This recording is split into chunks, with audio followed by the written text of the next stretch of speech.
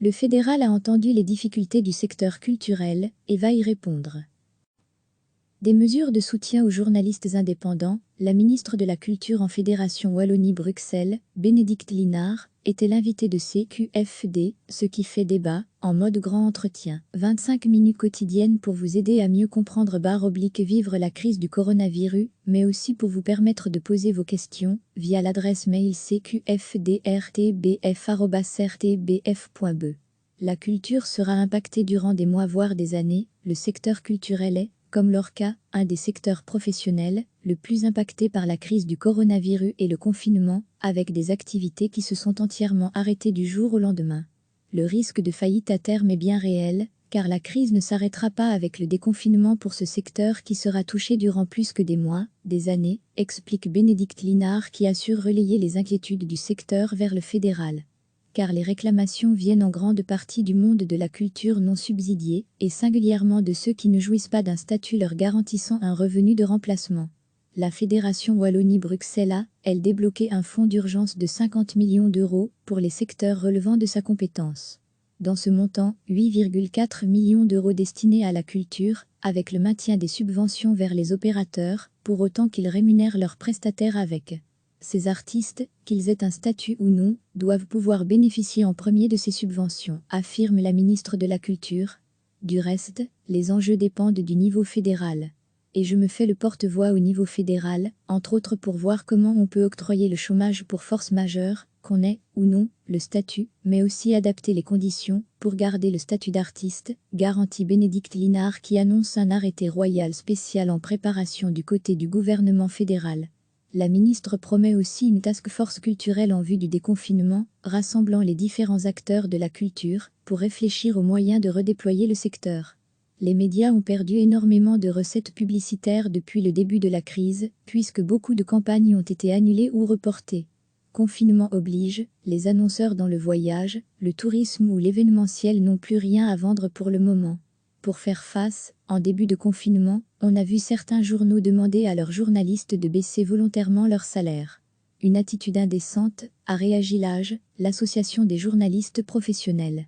C'est un paradoxe, l'équilibre économique de la presse s'est mis sous pression, à un moment où la demande d'information n'a jamais été aussi importante.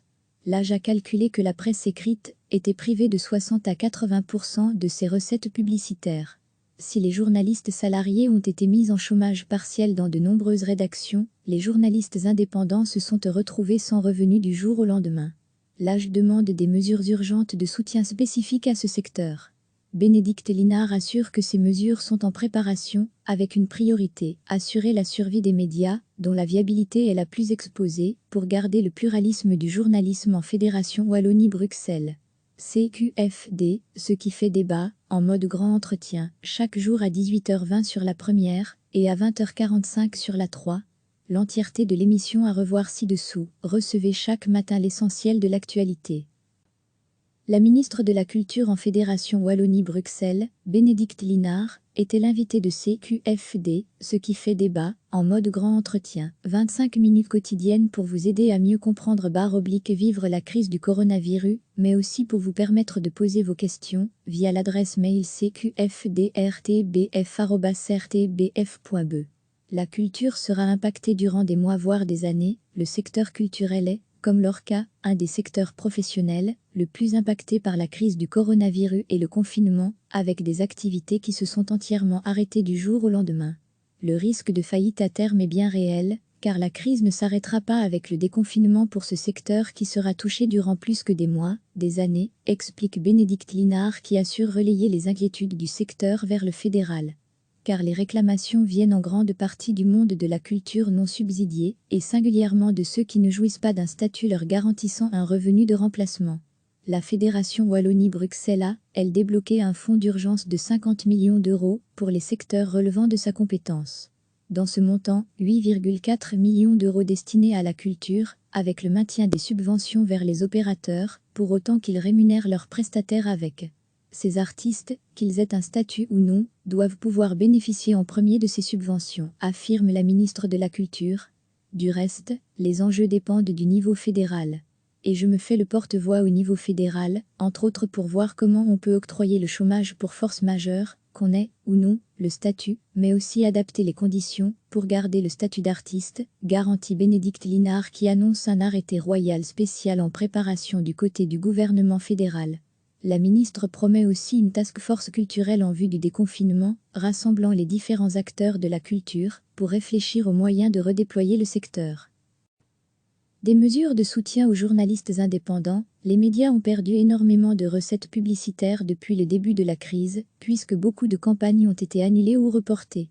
Confinement oblige, les annonceurs dans le voyage, le tourisme ou l'événementiel n'ont plus rien à vendre pour le moment.